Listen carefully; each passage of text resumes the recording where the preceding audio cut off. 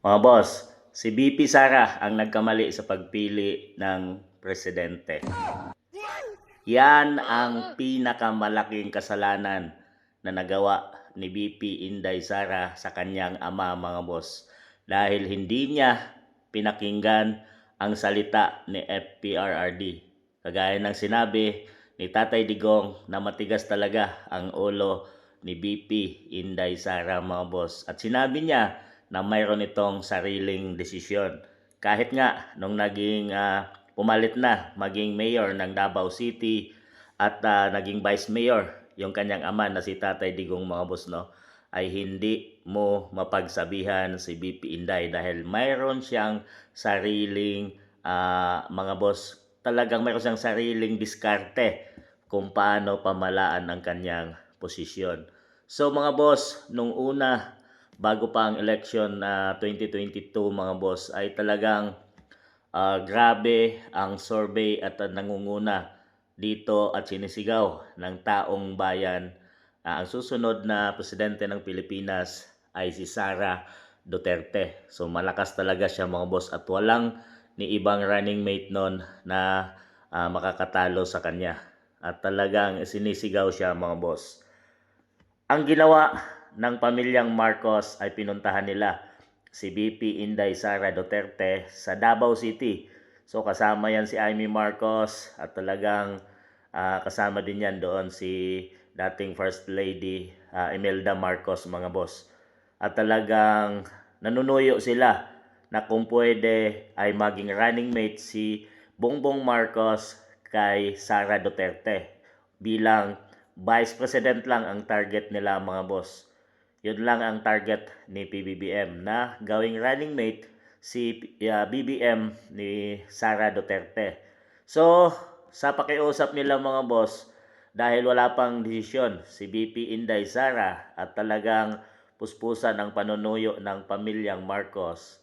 Dahil sa kagandahang loob, heto mga boss, dahil sa kagandahang loob na desisyon ni BP Inday Sara, dahil alam natin kung ano ang history ng Marcoses. So matagal silang pinalaya sa bansa na almost nasa 30 years, mga boss, no?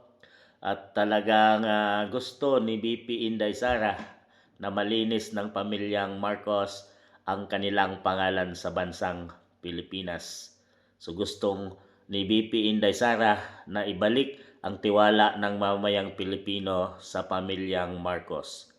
At ang desisyon ni BP Inday Sara ay tumakbong Vice President at si BBM na ang maging presidente ng Pilipinas. So yun na nga ang pinag-usapan at nangyari, mga boss. Ang gusto talaga ni Tatay Digong, siya ay tumakbong presidente ng Pilipinas at sureball lang panalo talaga, mga boss, dahil yun na ang sinisigaw ng taong bayan. At dahil sa tandem nila, dalawa, pinangalanan itong Uniteam. At yun na nga ang nangyari, hatak na ni BBM dahil sa kanilang tandem ang buong Pilipinas. Nangyari nga ang pinakamataas na boto sa bansang Pilipinas, 30 million plus votes silang dalawa, mga boss, bilang presidente at vice president. Yun ang history, mga boss. Ang nangyari, si BP Sara ang nagkamali sa pagpili ng presidente. Hindi nagkamali, mga boss, dahil decision yan ni BP Inday Sara. Ang pagkakamali ni BP Inday Sara ay hindi siya naniniwala at hindi niya sinunod ang payo ng isang ama.